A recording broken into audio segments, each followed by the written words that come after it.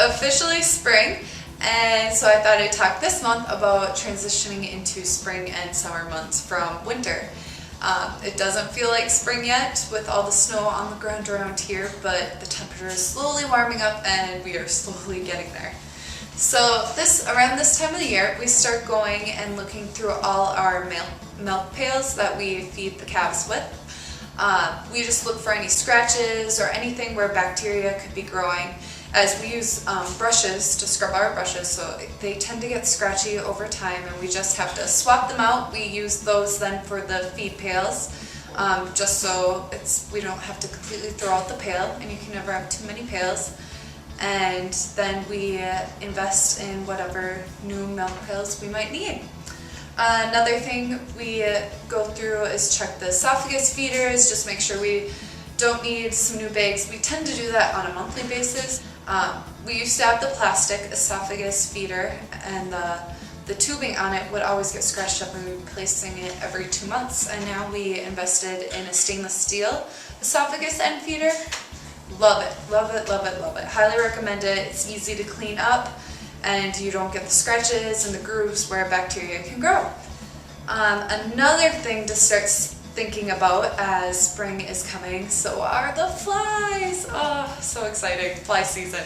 Just start thinking about adding a larvicide into your feed. We use Fly in our calf starter feed.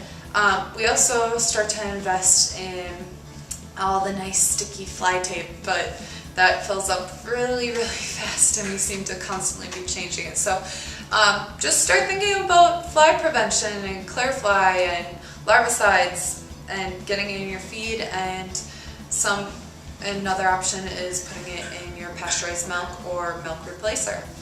Another thing we start to do this time of year is we go through and review all our protocols and vaccination schedules. We have all our vaccines, or our vaccination schedule, on a nice sheet that says, alright, when the calf reaches this age, it should get this shot.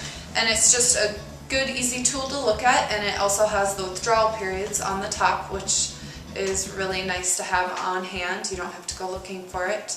But it's just good to review this with your veterinarian and the representatives. Just go through there's always new research coming out, and so for example, we recently switched when we were giving our Enforce 3 dosage. We were waiting till we had groups of 10 and giving the Enforce, some were getting on the first day, others were getting on day 5.